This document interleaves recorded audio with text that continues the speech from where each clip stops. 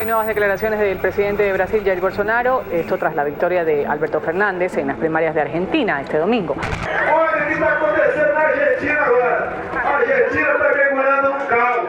A Argentina começa a trilhar o rumo da Venezuela, porque nas primárias, bandidos de esquerda começaram a voltar ao poder. El mandatario ha asegurado que la nación suramericana se dirige a un caos, porque según él, los bandidos izquierdistas que ganaron los comicios van a seguir el rumbo de Venezuela. Com todo respeito ao povo argentino, não tem vacina para curar do socialismo, né? Tá questão bastante retrógrada na cabeça dessas duas pessoas aí. Mas grande abraço ao povo argentino. Bueno, convengamos que después de escuchar esto, no es difícil entender por qué habría turbulencias entre los dos gigantes de América del Sur. El peor momento de la relación bilateral y del Mercosur también, ¿no? Porque, digamos, no se puede escindir los momentos del Mercosur de los momentos de la relación bilateral entre Argentina y Brasil, dado que son los dos socios principales. Este es otro de los motivos por los cuales esta elección es tan importante. No se juega solo el futuro del país, sino también su vínculo con los países de la región y en especial del Mercosur. En este episodio vamos a indagar en cuánto podría cambiar el escenario si Lula llega al poder y cuánto no. ¿Asumirá Brasil el rol de liderazgo regional que tanto se le reclama? Esto es La Revancha, un podcast de Cenital sobre las elecciones presidenciales en Brasil. Acordate que podés suscribirte y activar la campanita para cuando haya novedades. Mi nombre es Juan Elman y es un placer darte la bienvenida. Empecemos. ¿Por qué nos debería importar lo que pasa en las elecciones de Brasil? La voz que escuchamos recién es de Alejandro Frenkel. Él es profesor de Relaciones Internacionales de la UNSAM e investiga sobre integración regional y el vínculo entre Argentina y Brasil. A pesar de todo lo que hemos vivido en el último tiempo, Brasil sigue siendo nuestro principal socio estratégico en términos sobre todo económicos, y no solo es el principal destino de nuestras exportaciones, sino es el principal destino de nuestras exportaciones industriales. Después, bueno, es el país más importante de América del Sur y uno de los vecinos más inmediatos y nuestro principal socio del Mercosur. Es decir, más allá de lo económico, hay cuestiones políticas y estratégicas que hacen que en Brasil sea el país más importante tal vez para Argentina. Pero esto no fue siempre así. De hecho, hasta mediados de los 80, los dos vecinos se miraban con sospecha. Desde una perspectiva militar, la principal hipótesis de conflicto para ambos ejércitos era la invasión del otro. Antes del Mercosur, Argentina y Brasil comerciaban muy poco entre sí. Sin embargo, la cosa empezó a cambiar en los 80, con pequeños acercamientos de los gobiernos militares de ambos países. Y en 1985 se dio el primer hito post-dictaduras, cuando Raúl Alfonsín y José Sarney firmaron la declaración de Foz de Iguazú. A presença do presidente Raúl Alfonsín hoje aqui é a demonstração na prática de que não há mais ressentimentos nem preocupações. El encuentro sentó las bases para la integración entre ambos países y se creó una comisión bilateral para apuntalar el proceso. Era una agenda ambiciosa porque había muchos temas pendientes. Se buscaba incrementar los niveles de comercio, cooperar en materia nuclear y acercar posiciones entre dirigencias políticas y militares. Pero el objetivo crucial, quizás el más importante de ese capítulo, era fortalecer la democracia y la paz, luego de dos dictaduras cuyo recuerdo todavía estaba fresco. Prometo manter, defender e cumprir a Constituição, observar as leis, promover o bem geral e sustentar a união, a integridade e a independência do Brasil. Unos años después, en 1991, nació el Mercosur. Fue a partir de un tratado firmado en Paraguay, país que se sumó al bloque junto a Uruguay. El Mercosur creó un mercado común y años más tarde una unión aduanera, cuyo núcleo es el arancel externo común. Dicho simple, es algo así.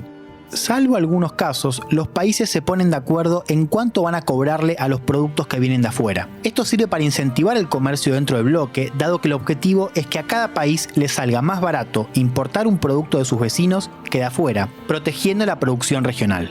Ese proceso tuvo siempre a Brasil y Argentina a la cabeza, los dos países con mayor capacidad productiva. Pero si bien el Mercosur nació con vocación industrialista, también se fue adaptando al color de los gobiernos y, más importante aún, a la época. Para alcanzar este objetivo es imprescindible Y ante todo, nos reconozcamos los latinoamericanos como una gran nación capaz de autogestionar nuestro crecimiento por regiones.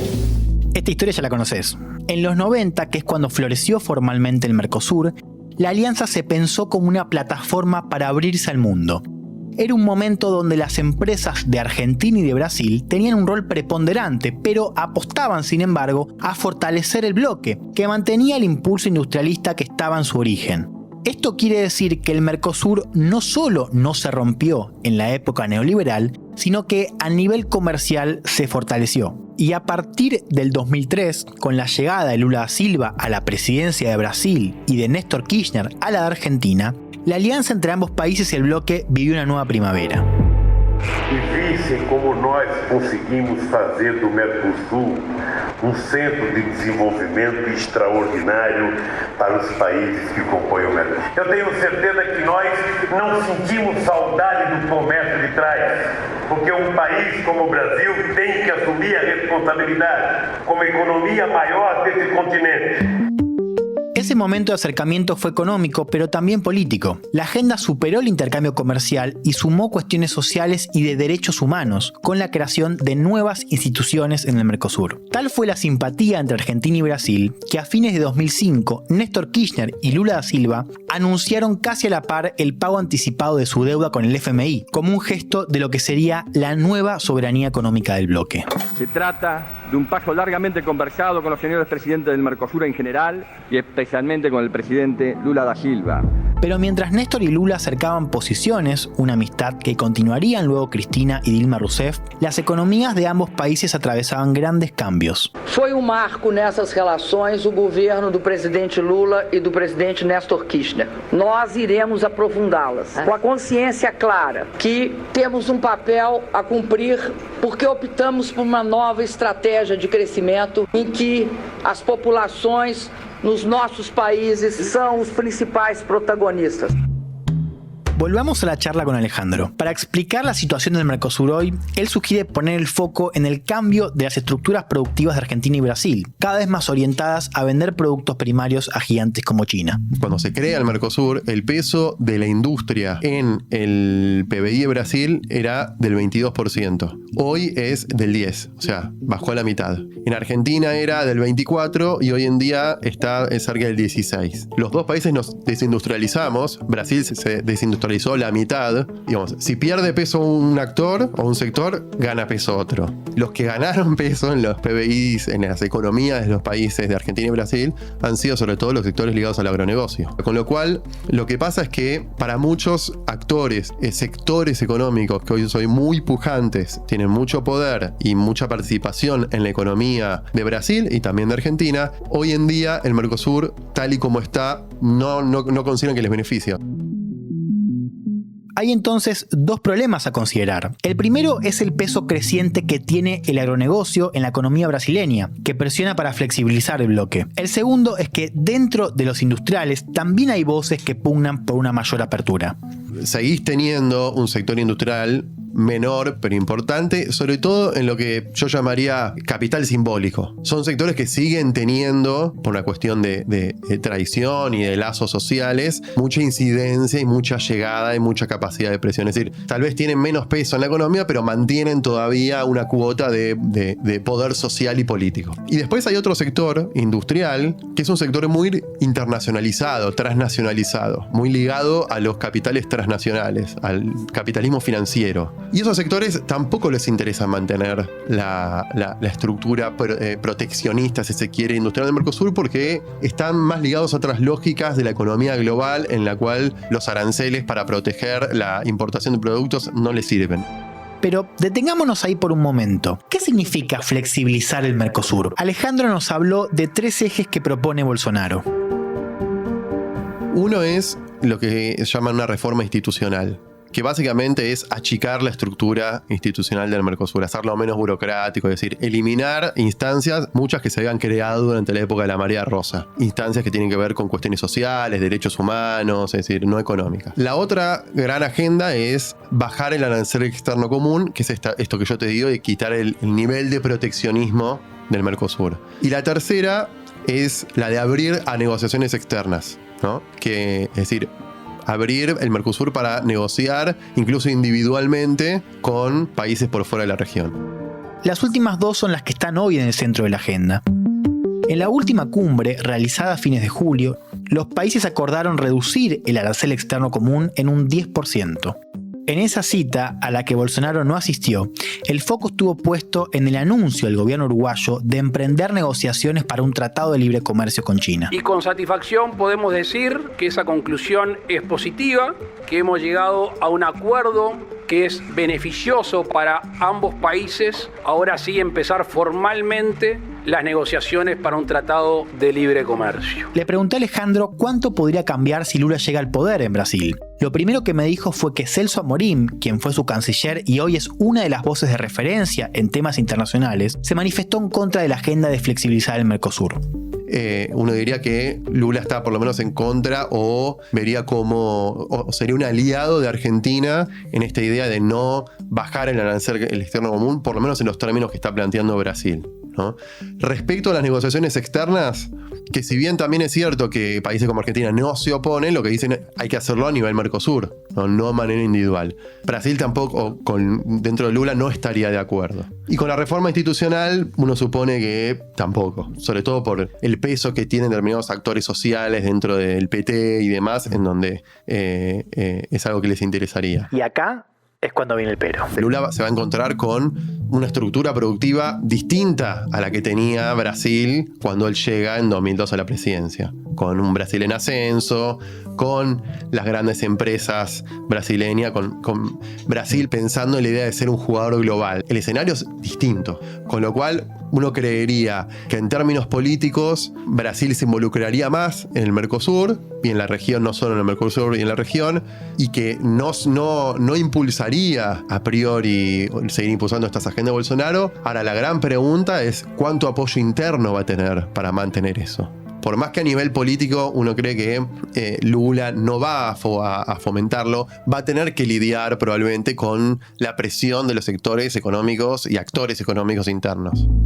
Más allá del Mercosur y de la relación con Argentina, hay otra pregunta relevante y es acerca del rol de Brasil en América Latina.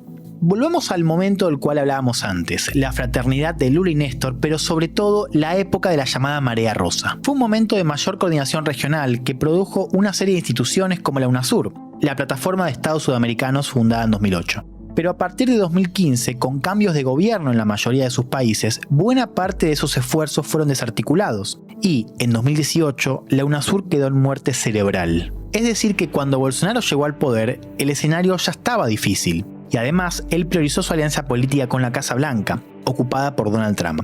A partir de ahí, el vacío de Brasil se hizo notable. Pero el mapa volvió a cambiar y algunos gobiernos de la Marea Rosa regresaron al poder, junto con novedades como Gabriel Boric en Chile y Gustavo Petro en Colombia. Las fichas ahora están puestas en Lula, quien anticipa un retorno de Brasil al concierto regional con propuestas audaces. E vamos voltar a restabelecer a nossa relação com a América Latina. E se Deus quiser, vamos criar uma moeda na América Latina. No es la primera vez que se plantea la idea de, por lo menos una moneda, podemos decir moneda latinoamericana o una moneda entre Argentina y Brasil o moneda del Mercosur. Hubo varios momentos en los 80 que se planteó, después se planteó a finales de los 90, Menem planteó la idea de una moneda del Mercosur, después también cuando todavía estaba Macri, estaba Bolsonaro. Hay alguna particularidad, es que en general, salvo en los 80, se plantean momentos muy malos del Mercosur. Estamos en un momento de devaluaciones, de inflación, uno dice, ¿cuán viable, no? Es pensar en una moneda regional. Bueno, es un proyecto a largo plazo. La Unión Europea tardó décadas en lograrlo, con lo cual uno lo piensa es muy poco viable. Ahora, la cuestión estructural que me parece que está bueno a considerar es que a nivel global se está planteando una idea de monedas alternativas para transacciones a nivel global. Otra pregunta más inmediata es ¿qué va a pasar con UNASUR? Estamos haciendo una suerte de ucronía, ¿no? ¿Qué hubiera sucedido si uno cree que de haber existido en UNASUR, por ejemplo, ese instituto podría haber jugado un rol importante o haber hecho un aporte para pensar a una acción coordinada respecto a la pandemia o en términos de desarrollo científico? América Latina definitivamente vive un ciclo político diferente al que recibió Bolsonaro en 2018. Entonces, si Bolsonaro gana, es muy posible que profundice su aislamiento del bloque y avance con la flexibilización del Mercosur. Y aunque las condiciones no sean iguales a las de antes, si gana Lula, no hay dudas de que algo va a cambiar. Hay una cosa que tiene Brasil que es como haga o no haga, por default, digamos, tiene una incidencia en lo que pasa en la región, por el peso que tiene. Digamos, cuando Brasil decide no comprometer, Brasil como Estado, ¿no? Digamos, los gobiernos deciden no comprometerse con iniciativas regionales, sea cual fuera, tiene un impacto mucho más grande que lo que puede tener otro país. Ya de por sí la vuelta de Lula va a implicar un cambio, si se quiere, o va a generar una expectativa, un escenario de redefinir un poco. No me refiero al mapa político, pues es obvio que lo va a redefinir, pero sí respecto de lo que tiene que ver con la integración o el regionalismo latinoamericano, sudamericano. Gracias por escuchar. Este podcast fue realizado por Cenital y Congo. El guión lo escribimos con Lucía Cholaquian Herrera. La producción estuvo a cargo de Nicolás Carral. La edición es de Mauro Suchodolski. Yo me llamo Juan Elman y este fue el 4º episodio de La Revancha, un podcast sobre las elecciones presidenciales en Brasil.